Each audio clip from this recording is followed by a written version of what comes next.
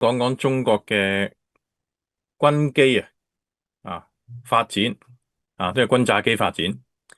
咁原來咧喺過去嗰18年咧，嗰個數量個機嘅數量咧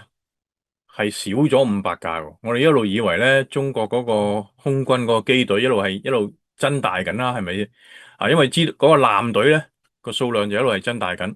咁諗住空軍都應該係增大緊啦，係嘛？即係理論上通常越嚟越多先啱噶。點知原來咧最近睇到個報告咧，佢話唔係喎，原來咧就唔係越嚟越多喎，係比18年前係少咗500架啊。咁點解咧咁樣？原來咧係換咗啲舊機，就係出咗啲新機，咁結果個戰鬥力咧係不減就反為增加嘅。咁所以其實係強咗嘅，雖然係細咗，即係嗰個機隊個機隊係細咗，咁但係由於啲機咧新增嘅都係啲新款嘅機咁所以咧就個影響係不大嘅。咁呢個報告咧就係指出咧來自邊度咧？就係美國嘅防禦博客叫 Defense Board 呢個網站。咁佢就引述呢個英國國際戰略研究所 IISS 嘅報告。咁佢認為中國嘅空軍咧喺2007至到2025咧呢18年咧係經歷咗呢個係改朝換代咁就從中咧可以見到咧中國嘅戰機發展嘅步伐同現狀。咁就分別咧喺2007、2012同2025咧，其實呢3個嘅年份咧都有突破性嘅發展嘅。咁就首先中國空軍咧就喺而家同2007比較咧係減少咗500架戰機啦。咁如果睇翻2007年嘅時候咧，當時中國嘅空軍嘅實力咧就係唔及呢個美國、唔及俄羅斯、唔及歐洲、日本，甚至乎印度即係個先進程度都唔及嘅。數量咧雖然係多，咁但係咧就唔夠先進咁但係喺2007年開始之後咧就改變啦。當時2007年咧，中國空軍咧大概有超過2000架戰鬥機，其中700幾架咧都係來自基於上世紀50年代，即係1950年代米格19呢個技術而衍生出嚟嘅所謂暹陸戰機咁當時有700幾架咧都仲係服役嘅。咁呢種戰鬥機咧就其實喺真係差好遠嘅，因為你用1950年嘅技術去衍生出嚟，咁就其實係比第二次世界大戰嘅時候咧，嗰啲美國同日本嘅戰機咧稍為強少少嘅啫咁就其實就會真係唔夠砌嘅咁俾啲圖大家睇睇呢個暹陸嘅戰機嘅外形啦。咁你見到咧都係比較土咗少少嘅即係唔夠，即係你一睇就知道啦，唔夠流線型啦同埋笨笨地嘅，即係都唔方快得去邊嘅。咁暹陸戰機當時2007年咧係仲有嘅，仲有700幾架。咁700幾架就佔當時嘅中國空軍2000架當中咧，就超過咗1/3。咁如果你即係1/3嘅機，原來都係同1950年代嘅米格19差唔多嘅，咁就確實咧係差好遠。因為嗰陣時美國咧已經係開始用呢個 F-22隱形第5代戰機嘅。咁所以2007咧，如果話中國空軍可唔可以上去攔截美國軍機咧？當時係比較困難嘅咁當時除咗暹陸戰機呢個笨笨地嘅機型之外咧，仲有一啲暹七同暹八，其實個技術咧都係麻麻地。咁呢個暹六、暹七、暹八加埋咧就超過1000架咁但係咧就都唔係一定有用嘅咁就係落後嘅。暹七、暹八、暹六都係落後嘅。咁就另外仲有400幾架咧，就叫做強五攻擊機咁佢就好少少啦但係咧都唔係話好勁嘅啫。咁所以咧主要咧當時咧2007嘅時候咧，中國係有暹六、暹七、暹八同埋強五攻擊機，呢個就係4大嘅主力咁就全部都唔係好得嘅。咁後尾咧好啦，就開始改朝換代啦。咁就首先咧，我哋就買咗咧裝備俄羅斯側衛系列嘅戰鬥機啊，側衛系列啊，就係來自俄羅斯嘅。咁另外咧，我哋就開始咧國產咧自己生產咩殲十戰鬥機啦。啊，咁呢個就係早期開始嘅改變。咁但係初期咧，我哋嘅殲十戰鬥機咧都唔可以量產嘅。咁加加埋埋都係唔足300架，咁啊佔我哋嘅總裝備咧只係15%啫。但係去到2005年咧，即係自從美國空軍開始用呢個 F-22A 引申第五代戰機之後咧，基本上咧係大幅領先咧我哋中國嘅空軍噶啦。啊，好啦，咁啊突破性發展就係幾時開始咧？就係2012年。咁首先2010年咧就開始將嗰啲殲六戰機退役。2012年咧就國產嘅殲十 A、殲十一 B 咧就開始可以咧規模化量產啦。呢個係最重要嘅時刻啦，即係2012嘅時候啊，殲十、殲十一都可以開始量產。咁就除咗殲六退役之外咧，殲七、殲八、強五都開始縮減佢哋嘅服役嘅規模。咁我就可以講咧，2012年開始咧，中國空軍嘅全速極速追趕美軍咧係開始咗啦。咁就真正嘅大嘅改變咧就2017年出嚟。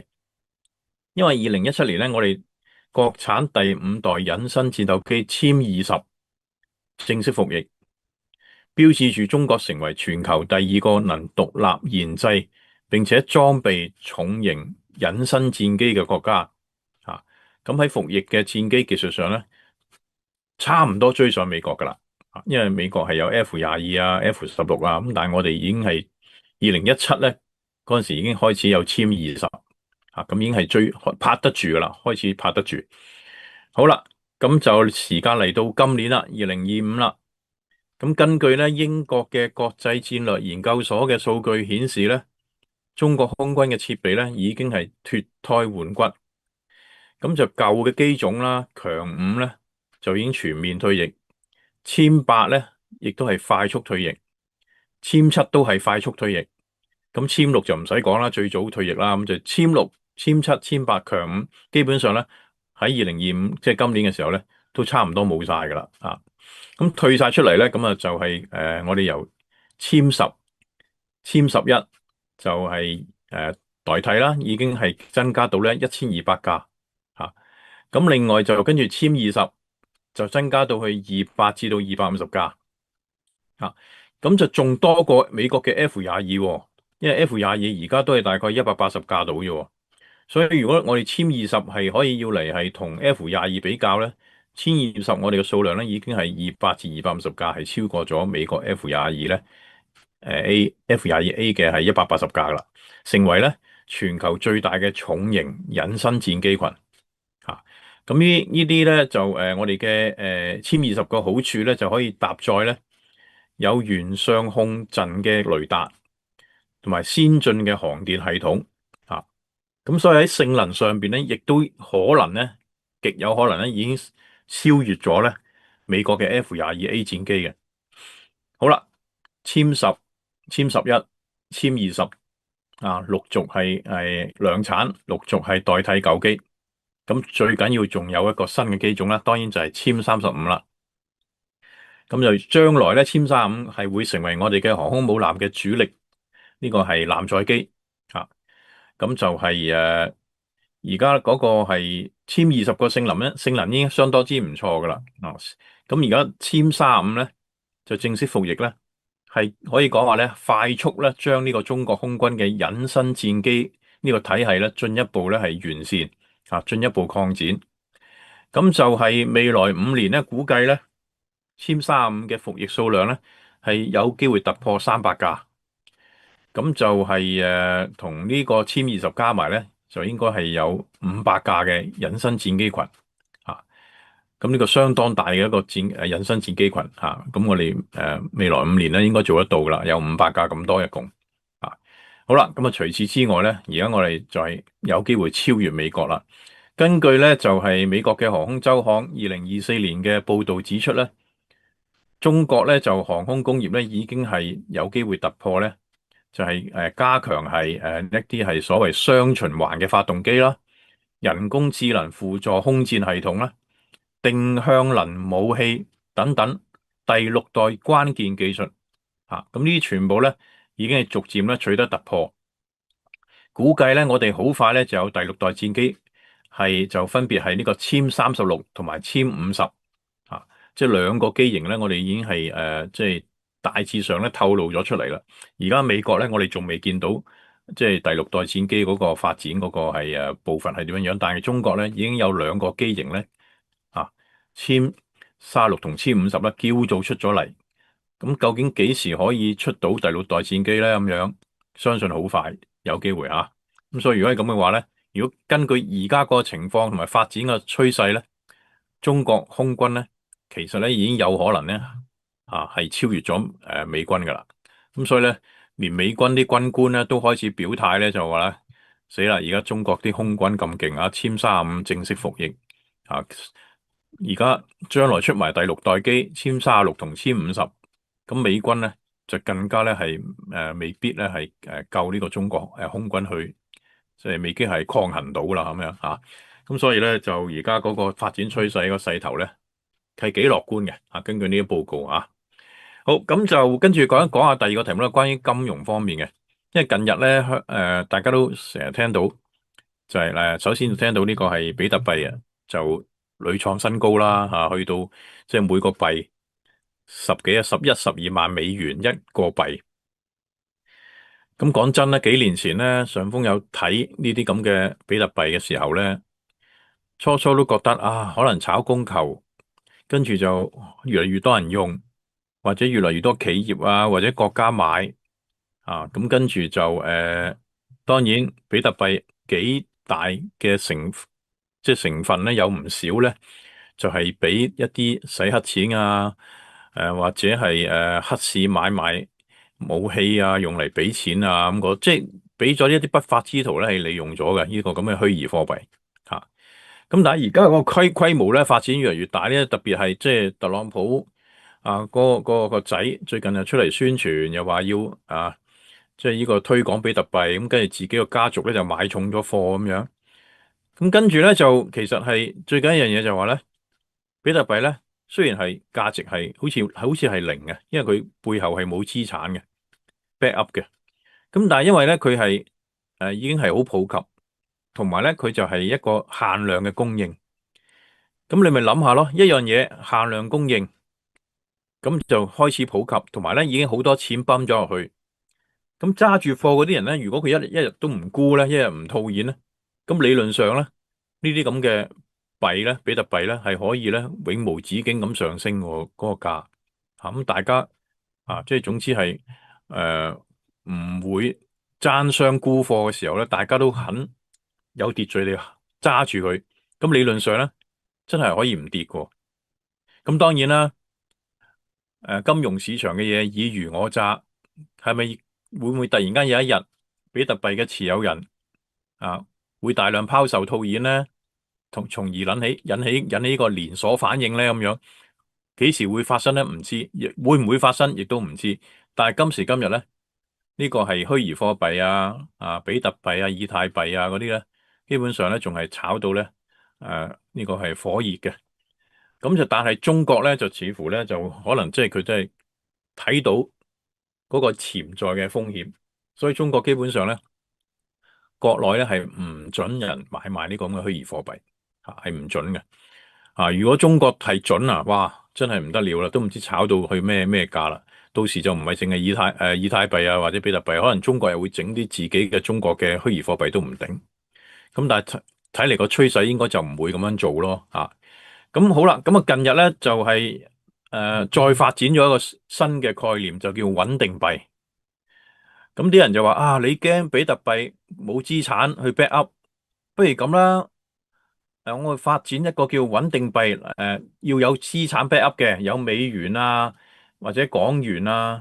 或者黃金去 back up 嘅。即係譬如舉個例，我上峰開一間公司，咁我就發一個叫做上峰穩定幣。不如阿老 L 你幫我買啦咁樣。咁老 L 話啊好啊，幾多錢啊？咁我話我唔知喎，咁啦，當100蚊美金係單位啦。咁假設老 L 幫我買咗個上風穩定幣，咁佢揸住我嗰個幣啦。咁跟住我就同佢講啦，啊你唔使擔心啊，我收咗你100蚊咧美金咧，我用一百蚊美金咧，我真係咧買100美金咩話100蚊美金嘅黃金啊，我會揸住佢嘅吓，揸住啲黃金係擺喺我公司。咁嗰啲黃金價格上，咁你嗰個穩定幣咪上咯，黃金價格跌，穩定幣咪跌咯。咁但係起碼你會有揸拿啊嘛，因為你買咗我個上風穩定幣之後咧，有咩事你咪走嚟我間公司攞翻走個黃金咯，係嘛？反正我有黃金 back up 噶嘛，即係好啦，嗰個概念就係咁啦。如果係咁嘅話咧，上風可以穩定幣可以買黃金做 back up，可以買債券。可以就咁買一啲貨幣，譬如美元或者歐元，甚至乎咧，而家開始有人話，不如買股票啊，買特斯拉得唔得啊？買比亞迪得唔得啊？買蘋果得唔得啊？理論上得㗎喎，咁所以開始咧就有一樣個概念咧就係，穩定，我哋一於係發展穩定幣，因為咧穩定幣咧個價格咧相對穩定嘅。就唔會好似比特幣咁波動嘅，因為呢個穩定幣咧係有資產喺背後作為儲備嘅咁樣。咁你嗰個穩定幣嗰個價值咪根據你個資產個價格變動咪因而變動咯，咁咪相對穩定咯。咁聽落咧好似咦係喎真係得喎咁樣，但係咧。就係其實係有機會咧出好多問題咧，係好多嘅監管問題啊等等嘅。首先咧，近日咧有幾個嘅機構咧都不約而同咧發出警告，包括歐洲證券及市場管理局 ESMA、國際證券委員會組織 IOSCO、世界交易所聯合會 WFE。咁就喺8月25號即係3日前咧，就聯合致函咧。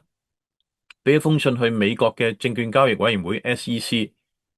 咁就警告咧新興嘅所謂咧呢個係股票代幣化存在，其實係重大風險嘅因為呢個咁嘅所謂咩穩定幣買股票做 backup 呢個咁嘅代幣化股票咧，近日高速咁發展啊！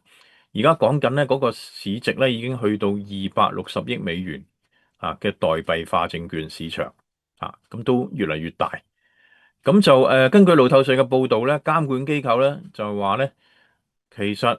呢啲所謂代幣化嘅股票咧係一層薄薄嘅區塊鏈外衣，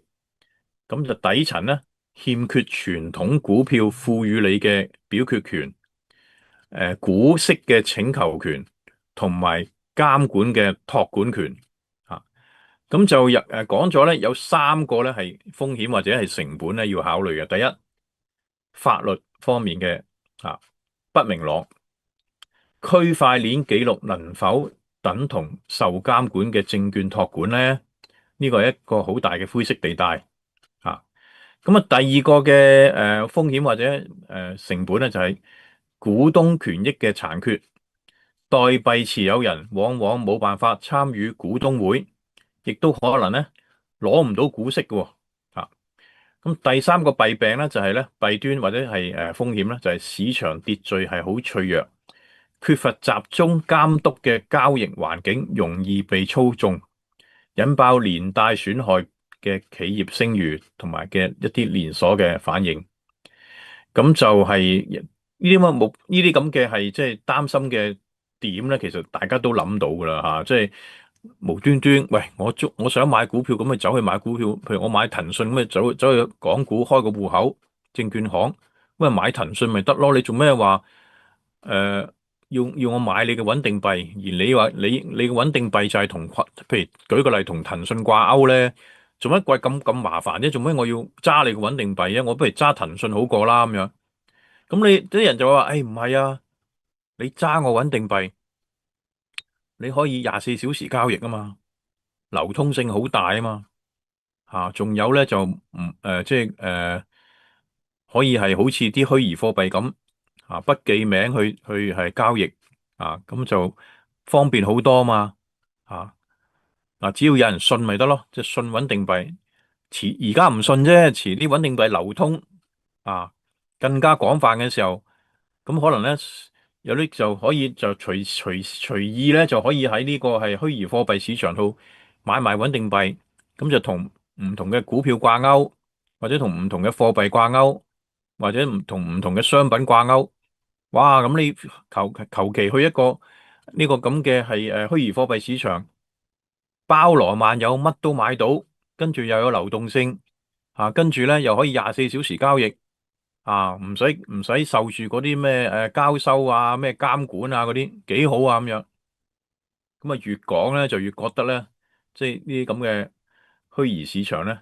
發展潛力好大啊。咁但係就係都係咁講咯。唉，我簡簡單單買嗰啲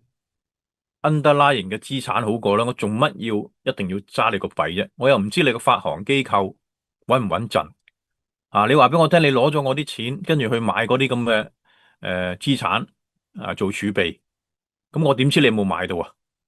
你可能冇買嘅，我點知啊？你突然間走咗佬咁點算啊？咁所以咧呢個真係好多嘅問題衍生出嚟。咁但係咧即係穩定幣呢個概念咧，近日就喺譬如港股咧都講緊啦，即係香港政府係即係會發牌啦。咁但係國內咧就似乎嗰個反應咧就係冇咁正面嘅，都要係似乎係再研究咧，先睇下點樣係可以咧令到呢個市場佢可以發展，但係咧要確保咗投資者嗰個利益咧係受到保障先得。咁而家咧就係突然間見到咧，即係頭先我所講幾個機構啦嚇，都同時間咧不約而同咧就罕見地咧同步咧就係向呢個美國證券交易委員會 SEC 咧就講。就話警告呢個代幣化股票咧係存在重大風險啊！即係唔好咁容易咧，就係即係輕易俾佢咧係咁容易普及，一定要咧喺個監管啊、法制啊、法例嗰度咧做足先得啊，否則咧將來咧就會有機會出問題、出毛病。咁事實上有啲股票咧，或者啲證券股啦，譬如有幾個證券股喺香港咧最近都炒得好緊要啊！即係 A 股上，咁你證券股升係正常。咁但係咧，根本 A 股未大升嘅時候咧，有幾隻證券股咧，譬如國泰君安啊，已經炒高咗好多啊，或者係光大控股啊咁樣啊，或者係眾安啊，即係幾隻咧都係話有穩定幣嗰個牌啊會申請啊，咁啊有個概念喺度，都十劃都未有一撇咧，嗰個股價咧已經砰砰聲炒高咗。啊，咁啊，你再追入咧，其實就真係即係要留意個風險所在咯。啊，咁所以呢啲咁嘅穩定幣發展咧，都係，唉，即係見仁見智啊。啊，希望規範好啲，先至真係推出市場啦吓。大家好，巴士的報除咗響 YouTube 有視頻之外，響另一個平台石榴台都有視頻睇。咁石榴台有好多獨家內容，如果有關訂閱或者係使用嘅問題，歡迎你響香港辦公時間致電36103800，或者係發電郵俾我哋。製作內容需要投入好多嘅資源，希望你都支持巴士的報訂閱石榴台。有你嘅支持，我哋先至可以繼續製作。多謝大家。